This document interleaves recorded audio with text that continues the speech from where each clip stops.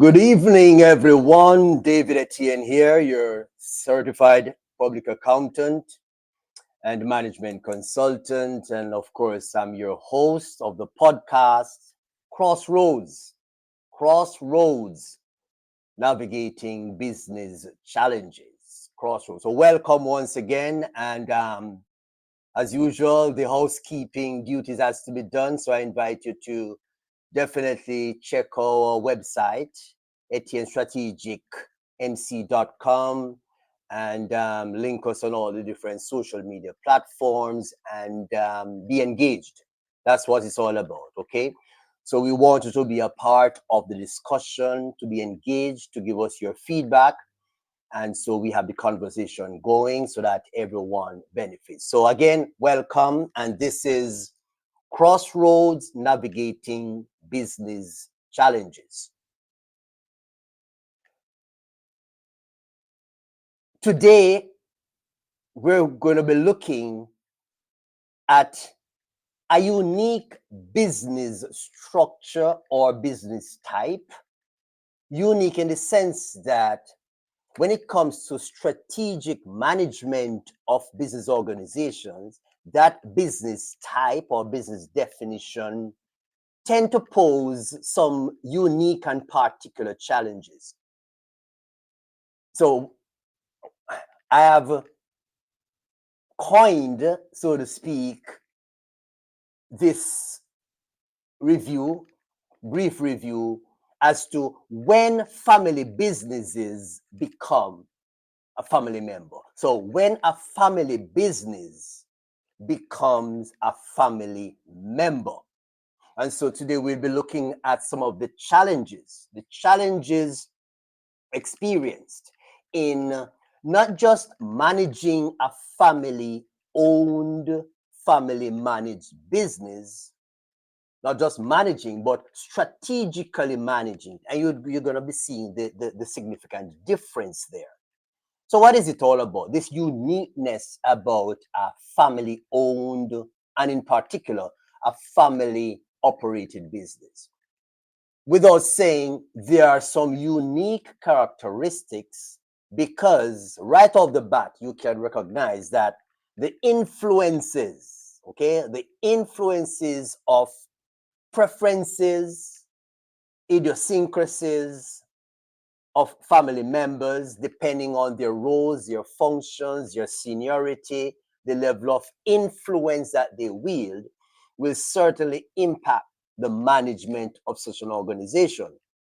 So when it comes to strategic management, we find that family-owned and operated businesses tend to be, I don't want to say plagued, but tend to be impacted by some unique challenges. And so in the realm of navigating business challenges, we want to look to see exactly how some of these things feature and the way that we will address them or speak to them. Now, when it comes to family-owned, family-operated businesses, two words usually come to mind: legacy, dynasty. Legacy, dynasty. Legacy. In a number of instances, families always or usually think of the business as a legacy to be passed on from generation to generation. And so you hear people talk about, this business has been in our family for the past 45, 50, 60 years.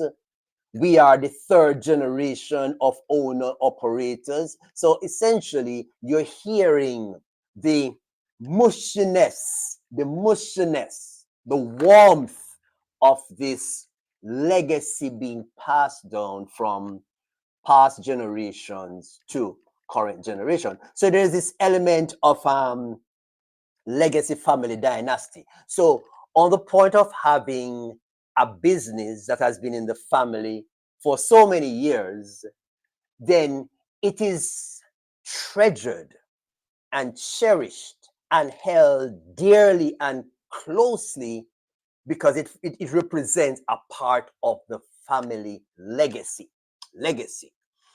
And so you will find that from time to time, there's a significant reluctance to do anything, make any decisions that may indicate that this business may go out of operations, or sometimes will be transferred out of the family holding, family controlled, into, let us say, public ownership or whatever. Okay, so there's this family dynasty. I'm building this dynasty over time. That there's nothing wrong with that. There are a lot of successful businesses that are family created, built, and still owned. Nothing is wrong with that.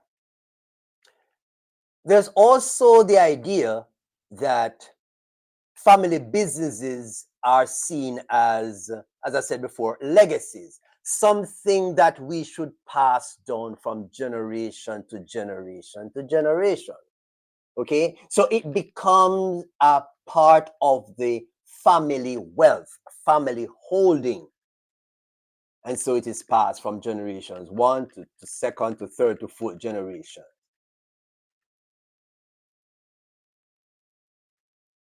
One of the initial concerns that usually rears its head is that because of that sentimental attachment to this family owned and run businesses, you will find that whereas this business may be efficiently managed from a general management point of view, it may be efficiently managed, but from a strategic perspective, there may be a lot to be desired. And why is that so? And quite often you find that this is as a result of certain strategic decisions that would do well from a purely business efficiency and business continuity perspective, may not necessarily align with the goals, objectives, and preferences of those family members. And we know that those family members, owners, operators, they are the control centers. And although they may have non-family managers and non-family directors, you name it, they hold the seat of power. And so at the end of the day, all of those critical decisions, strategic decisions, have to get their buy-in, have to get their vote.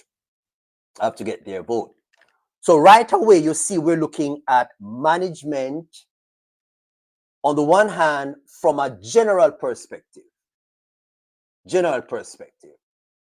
On the other hand, we're more focusing on the strategic management of these entities. So you could find that these family-owned businesses are operating at peak level from a general management operational standpoint.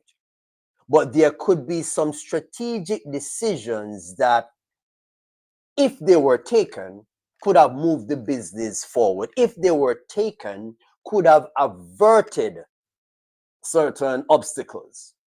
But as I said earlier on, sometimes these decisions are not in line with what owners and operators want for the business.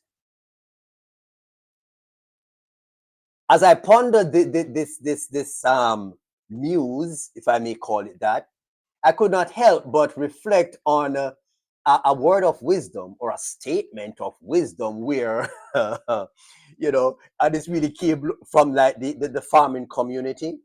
where you're always advised to never befriend your farm animals. Sometimes you have farmers and they have chickens and goats and rabbits and you name it.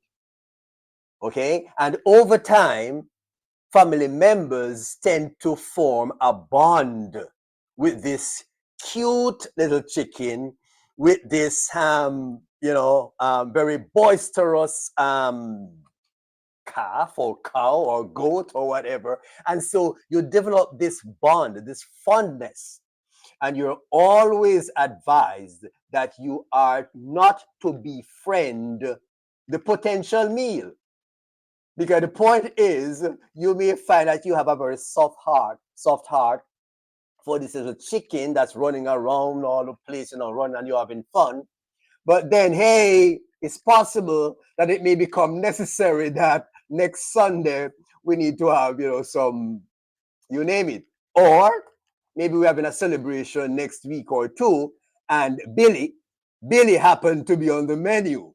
Okay, so you're usually advised that, hey, do not befriend what could potentially be your next meal, or else you'll be caught in this conundrum as to, I can't.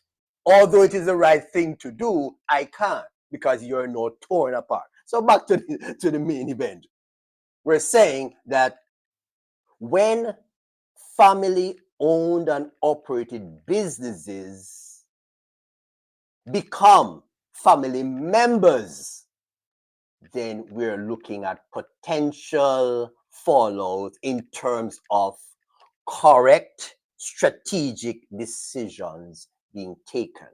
Why? Because there are times when these decisions, though strategically sound, may not be in line or in keeping with the personal preferences, with the softness of the heart, with the connection that has been built over the years with this business, with the fact that this business was created by my great grandfather back in the 1940s. Okay? So, looking at that. Now, we'll talk about strategic management. Strategic management. And of course, there are two words. There's strategy and there's management. There's strategy and there's management. Okay? Irrespective of the organization type or ownership type, etc., there's always going to be the management of an organization. And this is going to, at its base, be general management. General management, looking about the efficient daily operations of the business to ensure that you're utilizing resources in a predetermined way, that you're being sensitive to the ebb and flow of market conditions, that you're sensitive to what is happening among your competitors, you're sensitive to all the different variables that impact sound business decisions. And so in adhering and observing these things, then yes, you are exercising prudent general management practices. Fine. Then we talk about the strategy part of it, the strategy component of it. Now, when it comes to strategy, two words come to mind: choices and decisions. Choices and decisions. Those are the two critical terms or concepts that lie at the heart of strategy. Strategy, choices, and decisions. Because in any business scenario, we're going to be faced with options, alternatives, pros and cons. And so as strategic managers, we ought to take all these variables and come up with the best strategy. So strategic management is looking at, first and foremost, the strategy, and the strategy focuses on making choices and making decisions. Back to the family owned and operated businesses. Most In most instances, in most cases, the decisions and the choices as to the direction or changes in direction that a company will, to which a company will be subjected, is usually influenced, determined by owner, manager, operator of this business.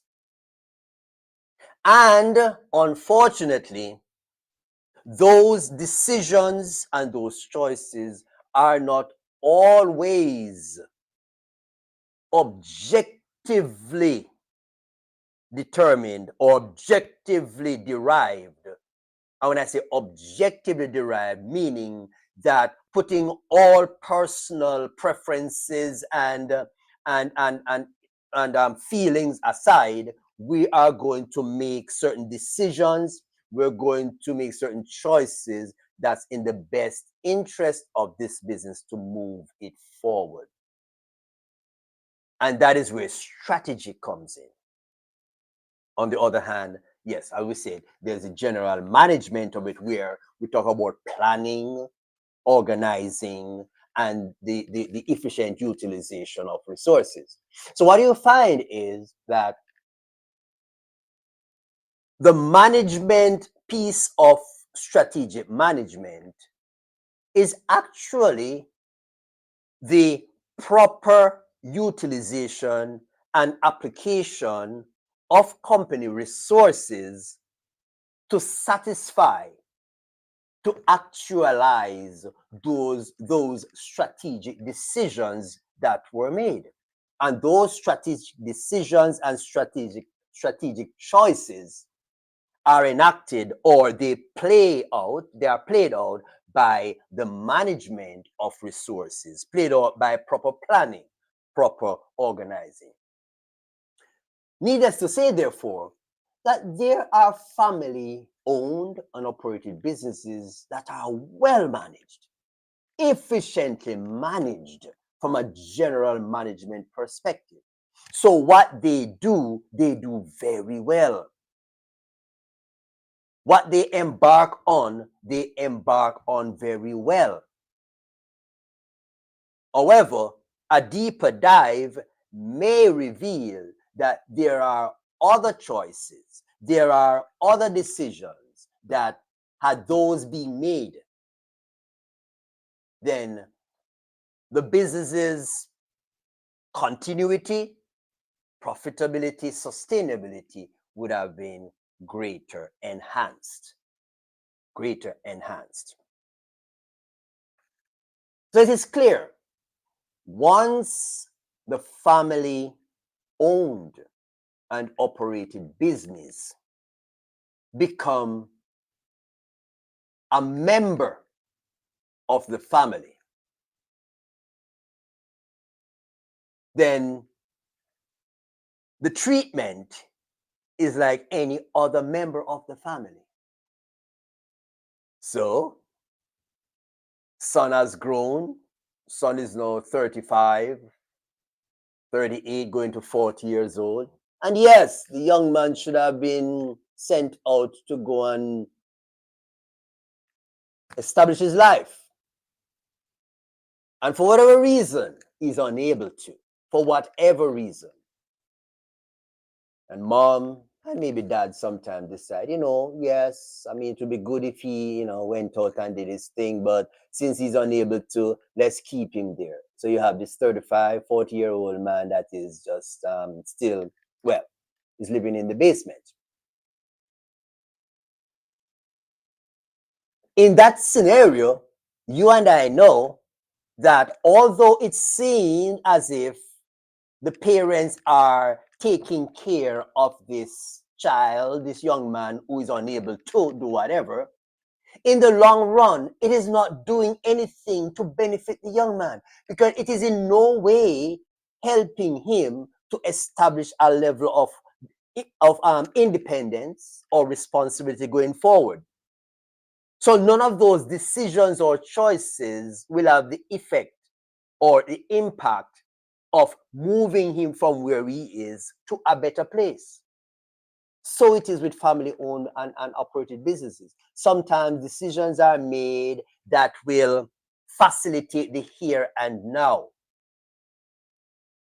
but does not facilitate growth, development, long-term sustainability, and viability.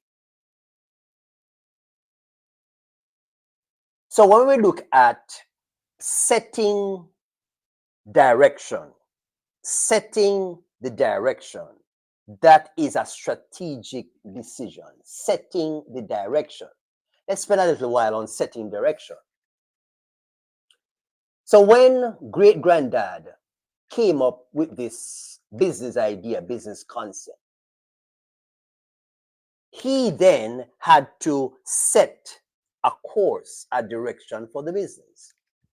But the variables that he had to consider, the circumstances that he had to navigate,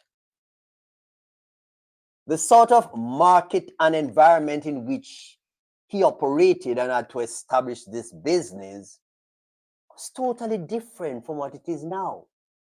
So maybe what worked well for this family-owned business back then, and maybe through the second to third generation, let's assume that you, the current owner, you are a fourth generation guy, maybe those things worked well. But now, in the 21st century, yes, you're fortunate enough, you have inherited this business. It's a family legacy. You're proud of it.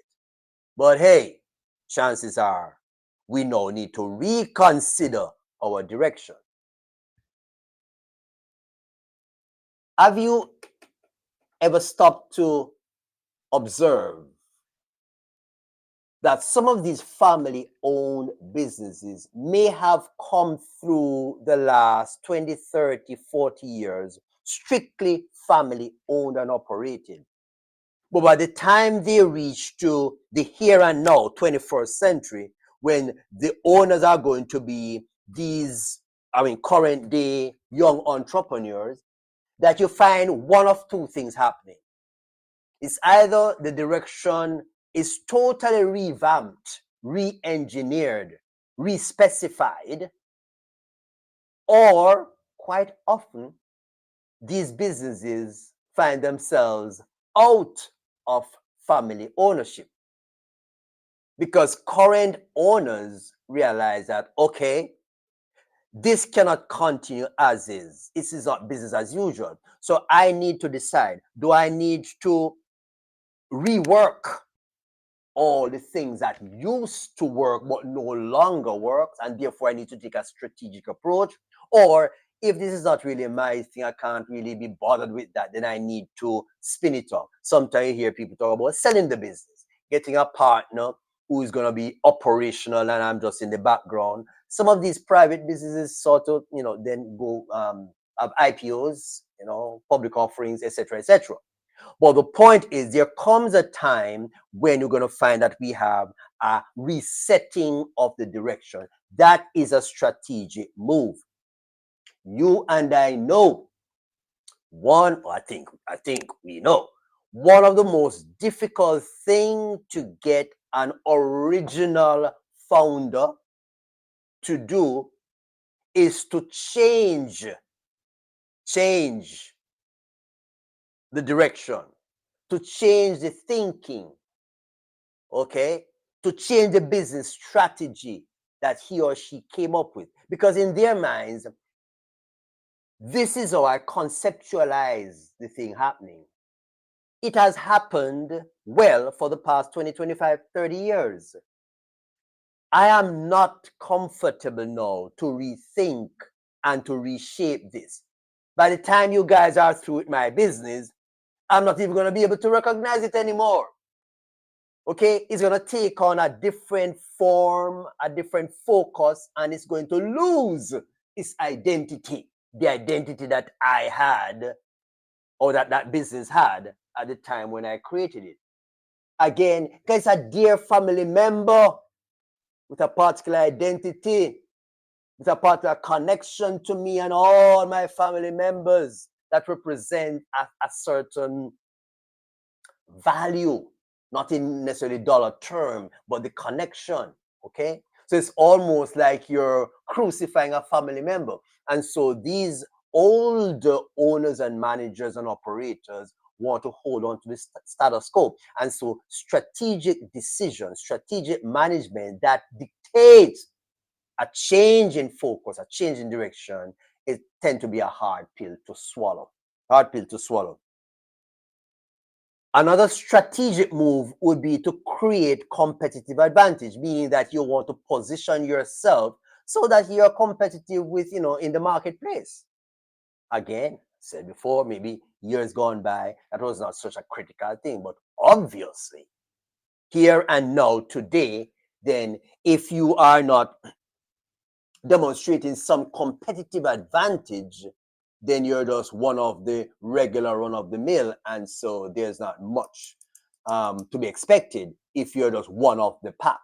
You need to do something to ensure that you can stand out, that you can, as it were, mark out your little plot in this wide marketplace of entities that are offering maybe the same business, the same product, the same service that you do. So those are some of the critical things strategically. Now, when we talk about allocating resources, that again is the management to satisfy those strategies. I now come to this issue or this thing called change and change management. But let's spend a little time on change. And yes, you're going to say to me, David, you just hit it at the heart of it all. Change. Change, as they say, what they say about change now, the only constant thing about change, or if I'm getting it right, the only constant thing about change that it is always changing naturally. Maybe I'll get it that one wrong. But the point is, there will always come a time when change is necessary. Change is required. Now, change is a bad word for some of the older business owners, operators. Change is a bad word. Okay? Change is something not to be uttered because in the mind, change equates to killing what I created, killing my vision of 45 years ago, killing my vision and replacing it, usurping it with something different. And in their minds, therefore, this is not my business taking on a new shape and form. This is not my business putting on new clothes. This is not my business getting a refreshed look. No, in their mind, this change is killing my business and creating something new. I cannot have that. And so strategy that dictates a change in direction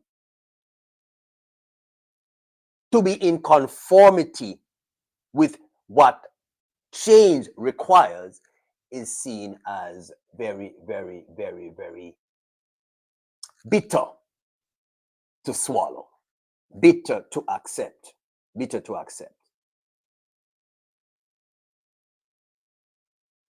It is true that a number of the things that we're talking about here will also feature in businesses that are not necessarily family owned and family operated. That is true.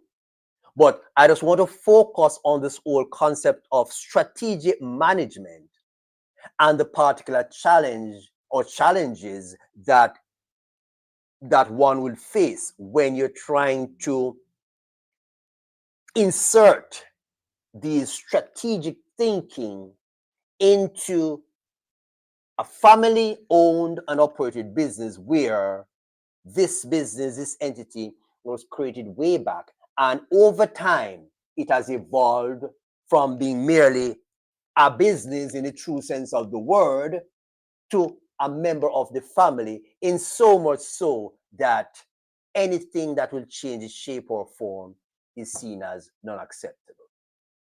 Non-acceptable.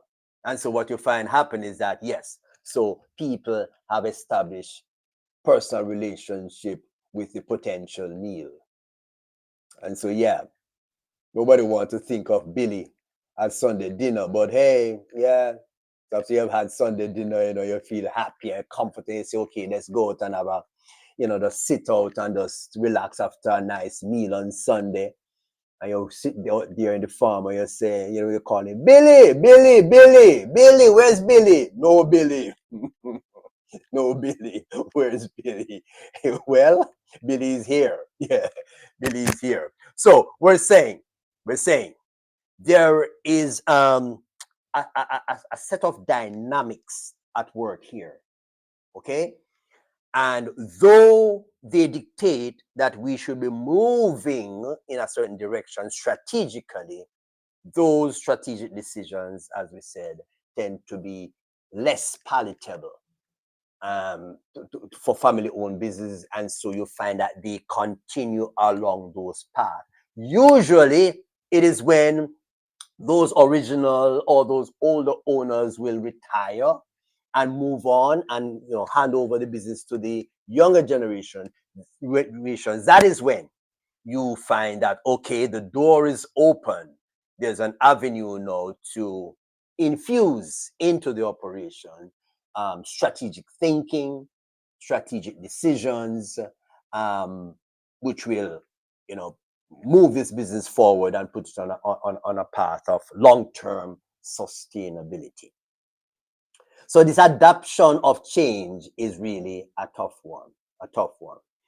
And not only adoption or accepting change, but the management. No, change management is a whole different topic in itself. Change management. Because you see, and I don't want to touch on this too much because that's a topic that we're going to dive in very deeply in one of our podcast episodes, because that in itself is a particular business challenge that most entities have not mastered. And a lot of small operators are not informed or equipped to handle it. And so for that particular area, and I'll let you know in due course, I'm gonna bring in what we call it subject matter expert. Yeah, a colleague of mine who is very, very, very knowledgeable and versed as when it comes to change management, the implication of change, how it needs to be managed. And it's true. Other individuals think that, okay, we need to implement some changes here, and so let us implement. And so before you know it, 1, 2, 3, the change is here. And the assumption is that now that we bring the change to fruition, all things should be well. And for whatever reason, things are not happening as expected. Yes, because change need to be managed. And you say to me, yes, David, this does not necessarily have to do just with business. And I agree with you.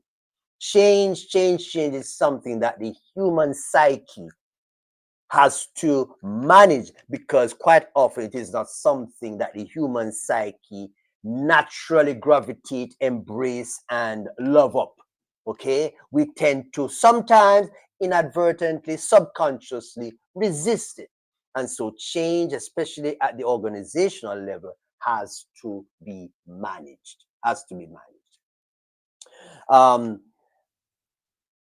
Now, this whole thing of strategic management,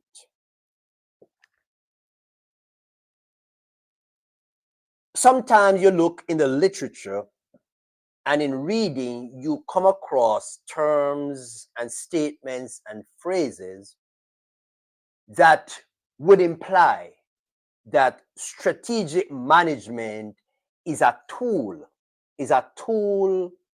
that you use to effect a particular thing. So strategic management is seen, as a method, as a tool, as something you use to achieve something. There may be an element of truth or in that. But the critical thing about strategic management is that, and you will have seen it said too, it is a mindset. It is a mindset. What do I mean? It is coming to a place and a realization that the status quo, the way that I've been doing things all along, though they worked well in the past, though they are still able to maintain current levels of operation, it is now time for us to rethink everything. And so there has to be a change in mindset. And that also goes back to this whole aspect when I talk about change and change management. Because think about it. When we talk about a change in the mindset, if management has a change in mindset that brings them to the place of strategic decisions, but this mindset is not effectively communicated to those managers and staff members who are going to execute those decisions, then you can appreciate that there's going to be a bottleneck. There's going to be a fallout. So change management, yes, which we'll come to, but then there's this whole concept that strategic management, whereas general management is just, I don't want to downplay it, but it's really a case of just being operational, okay? Making sure that you do according to the decision that was made, use the resources, carry out the activities properly. But strategic management, for you to come to that place where you make those hard decisions and take those hard actions, it has to, or those things are born out of a change, a shift in your mindset to say, okay, our business model worked well up to this point, but given circumstances or variables A, B, C, D, this business model is no longer as effective as it used to be. So there has to be a shift, not only in the mind of the decision makers, the strategists, but there has to be a way to effectively communicate that down in the downstream. Okay? So yes, strategic management. Yes, not just a methodology. It starts with you changing the way you view, the way you conceptualize your operation. Okay. So basically, what you're looking at is the long-term sustainability of your organization. Long-term sustainability of your organization. And so, family-owned, family-operated businesses, you have been riding on the wave of those early successes, of those early conditions that were conducive to operating as you were or as you are. But then comes a time when, with the change in market conditions, with the change in consumer demands, with the change in both micro and macro variables, then there has to be a shift. There has to be a re-strategizing of your business model. Should I still do this way, or is it a case where we need to change the way that we do things to be more effective, more efficient? Okay, to foster greater cost savings. Those are the things that are tied up in strategic decisions. And those decisions usually require some pulling up of the old guard and recreating, re-engineering the whole flow of things. Family-owned businesses and operators, they say, no, man, you're killing the business, man. I did not build this for the past 35 years based on what you're talking. I've been running this thing for 40 years, and this is how I've done it.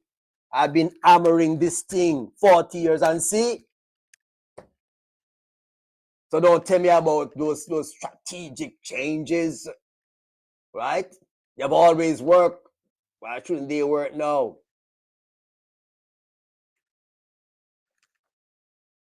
For us, accountants, financial advisors, consultants, you name it, we are tasked with the need to find a way to communicate the need, the urgency of this shift in mindset, of this need to apply not just general management principles, but strategic management principles. And as pointed out, the greater challenge that we face is where we talk about individuals who have built their businesses, and so they are now at the point where they have a track record of successes. It's not easy to convince them that it's a time to change, it's a time to re-strategize, but that's a requirement on us. That's my bit for Crossroads this evening, navigating business challenges. And as usual, I say, join our conversation, give us your feedback, give us your thought, and ensure to link with us on the various social media platforms. Check out our website and keep engaged, keep informed. And I look forward to being with you and bringing to you, all the exciting topics that will be addressed by some of our experts from time to time.